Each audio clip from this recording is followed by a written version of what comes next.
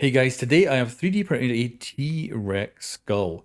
So I actually have a niece who's about 1 year old, and I thought I'm gonna want in a couple of years' time something dinosaur based to give her, because she'll be in her dinosaur phase at some point in the future. And I thought having her own T-Rex skull would be freaking cool, and this would well last into the future, I think.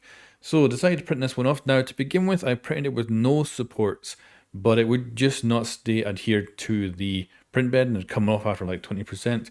So at first I was like, maybe I'm just going to give up on it. And then I thought, you know what, I'm actually going to put supports on. That'll give me more surface area to hold on to, and maybe that will work out. Because maybe it was just slightly peeling up at a corner and causing the print head to hit it. So yeah, I decided to put the supports on, and they came off very easily without any marks, which is very, very good. And it worked. They were able to print out no problem whatsoever. And this may end up being the one I give to her, but I may also print off an even bigger one when, when it's her dinosaur phase in the future.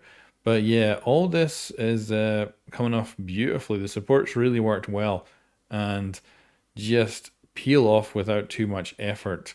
So very impressed, very, very impressed.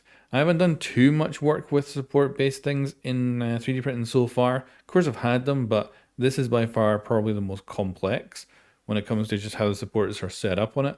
And yeah, we all have ourselves a complete T-Rex skull in a gleaming white. I'm also going to see how this filament ages over time, if it yellows at all, because this is a cheap filament. I'm curious to see if it's actually going to stay that beautiful white that it is now.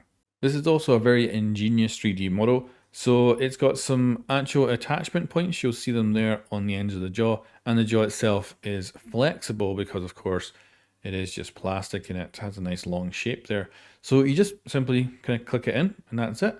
I don't know if I'll use glue or not with this in the final version, but yeah, it's brilliant. It looks really good, and definitely I think if I either go for this size or bigger, it's going to be a great conversation piece. You can also see there is a mounting place underneath for an actual stand, and that is optional in the 3D model. The link to the original 3D model is in the description below if you want to give this a go yourself. And of course, if you're enjoying this kind of content, hit subscribe, as I am trying to hit the 1000 subscriber mark on this channel. Anyway guys, thanks for watching, and I'll catch you next time.